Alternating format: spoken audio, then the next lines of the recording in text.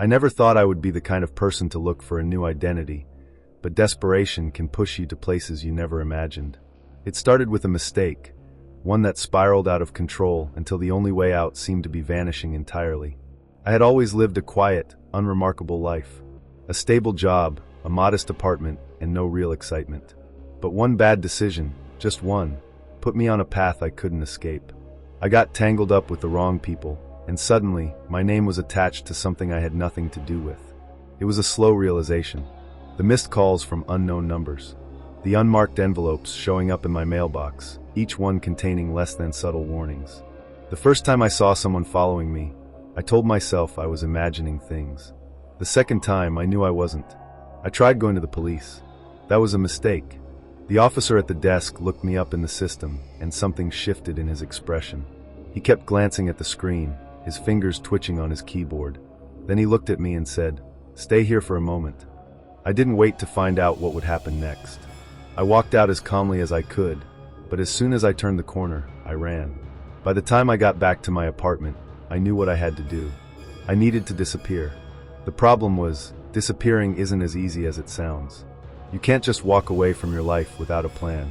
You need a new name, a new background, a way to live without leaving a trace. That's how I ended up on the dark web. I had always heard about the kinds of services you could find there: fake passports, stolen credit card numbers, hitmen for hire. I never took any of it seriously. Until now. After hours of searching, I found what I was looking for. A forum thread titled "New Life, No Questions Asked." The seller had hundreds of satisfied customers. People claiming they had walked away from their old lives and started over. The process seemed simple. 1. Choose a new identity. 2. Transfer the payment. 3. Receive everything you need to vanish. It sounded too easy, but I didn't have a choice. I picked a name from the list, Daniel Carter. It felt strange choosing a new identity like I was picking an outfit, but I had no time to hesitate. I followed the instructions, sending the required cryptocurrency to an anonymous wallet. Within minutes, I got a message. Payment received. Your new identity will be delivered soon. Stay where you are. That last part made me uneasy. Stay where I am. How would they know where to send it? I figured it was some kind of automated response, so I tried not to think about it. Hours passed. Then, sometime after midnight, there was a knock at my door. I froze. No one knew where I lived. At least, no one should have.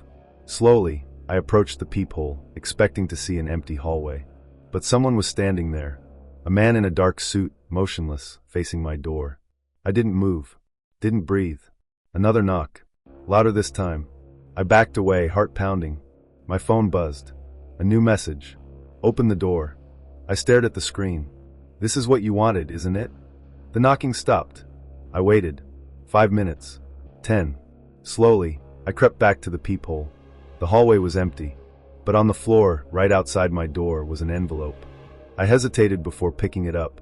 Inside was a driver's license, a passport, and a new set of credit cards, all with the name Daniel Carter. They had delivered exactly what I asked for, but I couldn't shake the feeling that I had made a terrible mistake. I stared at the documents in my hands. The passport looked real. The credit cards had my new name embossed on them, and the ID had a photo of me, one I had never taken. That was the first red flag. Someone had made this before I even sent my payment. A chill ran through me, but I pushed it down. I had what I needed. All I had to do was pack a bag and get the hell out of here. I shoved the documents into my backpack and turned on my laptop to book a one-way flight. My hands were shaking as I typed. The sooner I left, the better. That's when I noticed something strange. My cursor started moving on its own. I sat frozen, watching as my browser closed and a blank document opened. One by one, letters appeared on the screen. You are now Daniel Carter. I slammed the laptop shut, my pulse hammering in my ears. This was bad. Someone was inside my system. Watching. Controlling. My phone buzzed again. Another message. You should leave now. I grabbed my backpack and bolted. The airport was crowded. I kept my head down, trying to blend in. I had used one of the new credit cards to buy a ticket under my new identity. No red flags. No questions. But I couldn't shake the paranoia. I kept seeing the same man. Black suit, clean-shaven, standing near the check-in counters. I saw him again near security. Then at my gate. He wasn't looking at me, but he wasn't not looking at me either. I tried to tell myself it was nothing. just nerves. But when I boarded the plane and took my seat, my stomach dropped. He was there, 2 rows behind me. I barely remember the flight. I couldn't sleep, couldn't think. When we landed, I waited until most of the passengers had left before grabbing my bag. The man was gone. Maybe he was never following me in the first place. Maybe I was just losing it. I got into a cab, giving them the name of a cheap motel far from the airport. The driver barely spoke, which was fine by me. As we drove, I checked my phone. Another message. "Welcome home, Daniel." I stared at the screen. No sender.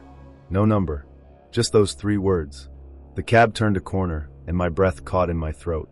There was a black car parked outside my motel, waiting. I told myself not to go inside, but what else could I do? I had no backup plan. No contacts. No one who knew where I was. I paid the driver and stepped out slowly, scanning the area. The car was empty. No one in sight. I walked past it, trying to act normal, then slipped into my motel room and locked the door. The room was small, barely more than a bed and a desk. I set my backpack down and turned on the lamp. That's when I saw it. An envelope, sitting on the bed. I hadn't been here before. No one should have known I was coming. I picked it up with trembling hands and slid my finger under the seal. Inside was a single piece of paper. "There is no going back." I dropped the note and backed away. That's when the TV turned on by itself. Static filled the screen, flickering black and white. Then just for a moment, an image flashed across the screen. It was my apartment door. Taken from the hallway. Taken from the peephole. Someone had been watching me. I didn't sleep that night. I kept my back against the wall, watching the door, waiting for something to happen. Nothing did, but I knew deep down that I wasn't safe. The next morning, I decided to leave the city. I needed to disappear again. I threw everything into my bag and headed for the bus station. I paid in cash this time. No trace. I was about to board when I felt it, someone watching me. I turned slowly. The man in the black suit stood across the terminal. No expression. No movement. Just staring. The bus driver called for passengers to board. I forced myself to move, stepping onto the bus, my heart racing. I sat near the back, gripping my backpack like a lifeline. The doors shut. The bus pulled away. For a moment, I thought I was free. Then my phone buzzed. A new message. "You can run, Daniel, but you can't hide." I gripped my phone so hard my fingers ached. The message stared back at me, pulsing in my mind like a warning I couldn't ignore. I scanned the other passengers. A woman with headphones, a man snoring against the window, a teenage kid scrolling on his phone. No one seemed out of place, but I couldn't shake the feeling that I wasn't alone. That somewhere, someone was watching. I turned my phone off and shoved it deep into my pocket. Maybe if I stopped reacting, they'd stop chasing. Maybe if I stopped playing the game, they'd forget about me. But deep down, I knew the truth. This wasn't a game. The bus ride stretched on for hours.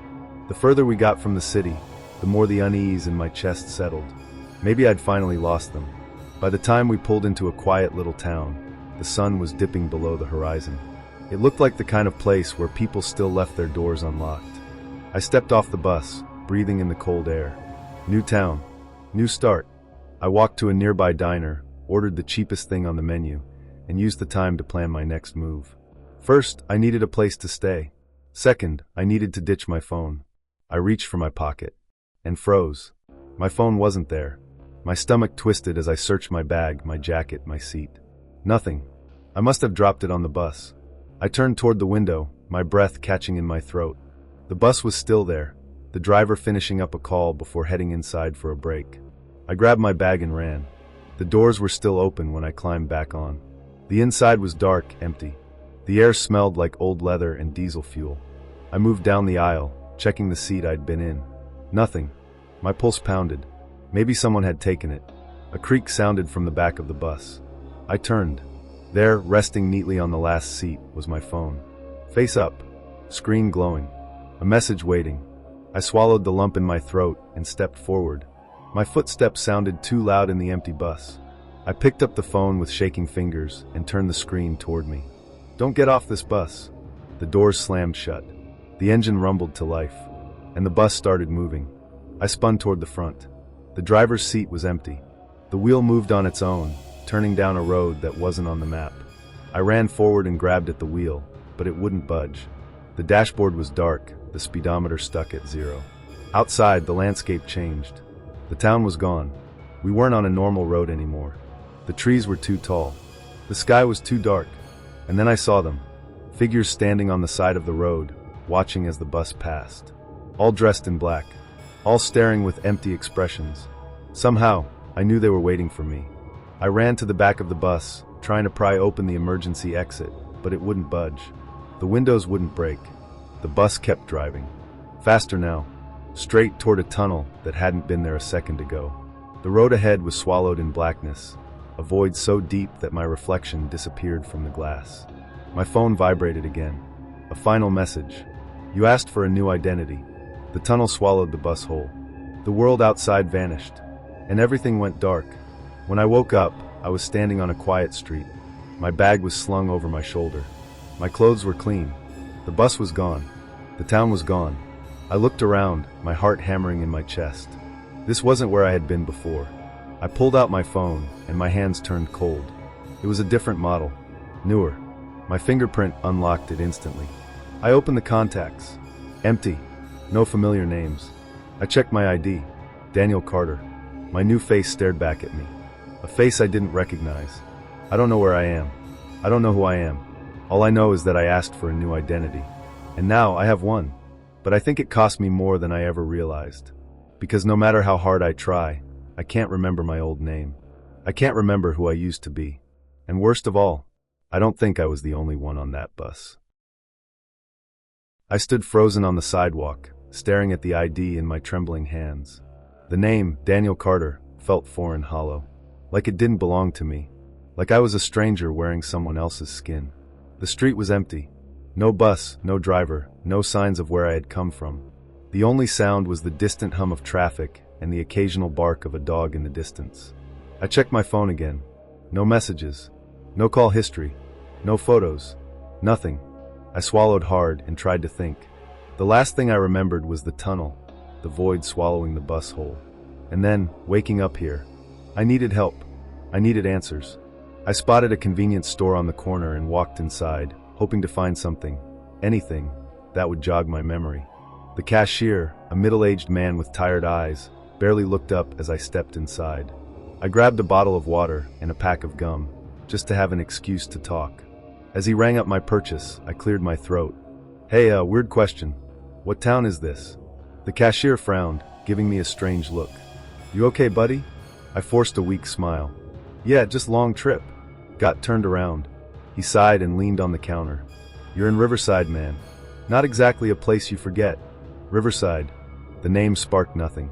It was like hearing a random word for the first time. I nodded, playing it off. Right. Thanks. I paid and walked out, but the second I stepped back onto the sidewalk, my phone vibrated. A single notification flashed across the screen. Unknown number. Welcome home, Daniel. I gripped the phone tighter, my breath coming faster. My instincts screamed at me to run, but where?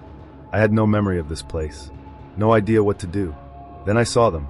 Across the street, standing just past the glow of a flickering street lamp. 3 figures, dressed in black, watching. Their faces were obscured by the shadows, but I could feel their eyes on me. I turned away, heart racing, forcing myself to act normal. If they were watching me, maybe I could slip away before they. A voice spoke behind me. Too close. You shouldn't be here. I spun around, fists clenched. But there was no one there. The street was empty. The figures across the road were gone. But my phone buzzed again. A new message. Unknown number. Run.